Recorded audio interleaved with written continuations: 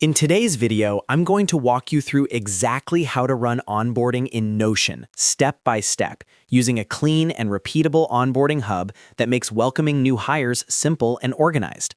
This is perfect for startups, remote teams, or anyone who wants a professional onboarding process without complicated software. If you're using Notion for HR, operations, or team management, this setup will save you a ton of time. And before we dive in, make sure to hit the like button and subscribe to the channel for more Notion tutorials like this. All right, let's get started. First, open Notion and navigate to your Onboarding Hub page. This hub is the central place where every new onboarding process begins. Think of it as the command center for welcoming new hires. If you don't already have an Onboarding Hub, you can create a new page in Notion and name it Onboarding Hub, so everything stays consistent and easy to find.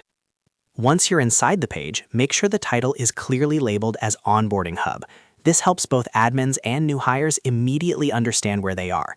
A clear title also makes it easier to link this page across your workspace. Next, look for the button labeled Start New Onboarding and click it. This button is important because it automates the process and ensures every new hire gets the same structured experience. When you click it, Notion will generate a new onboarding flow automatically. After clicking the button, select New Hire Checklist. This will create a checklist block specifically designed for onboarding.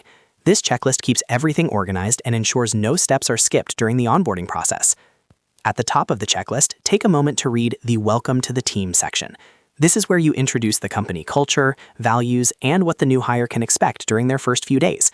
This small step goes a long way in making people feel included from day one. Now let's move into the admin tasks. Check the admin section and confirm that the contract and NDA have been signed. This keeps all legal requirements tracked in one place and avoids unnecessary back-and-forth emails. Next, head to the Setup section and create the company email and Slack account for the new hire. Completing this early ensures they can communicate with the team right away and access internal tools without delays. After that, go to the Profile section and have the new hire add their photo and bio to the team directory. This helps everyone on the team put a face to the name, which is especially important for remote teams. Then, move on to meetings and schedule a one-on-one intro call with the new hire's manager. This meeting helps set expectations, align on goals, and build an early connection. Now it's time to configure your database. Make sure all relevant fields like role, start date, manager, and status are properly filled out. This allows you to track onboarding progress and filter or sort team members later. Next, review the First Week Goals section. This gives the new hire clear objectives so they know exactly what success looks like in their first week. For day one, make sure all account setups are completed. This includes access to tools, dashboards, and internal documentation, so the new hire can start working without friction. On day 3, confirm that the product training module has been completed. This ensures the new hire understands your product or service before taking on deeper responsibilities. And by day 5, check that the new hire has submitted their first weekly status report. This builds a habit of communication and accountability early on. And that's it. You've successfully learned how to run onboarding in Notion using a structured, repeatable system that scales as your team grows.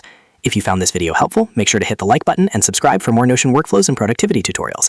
Thanks for watching, and I'll see you in the next one.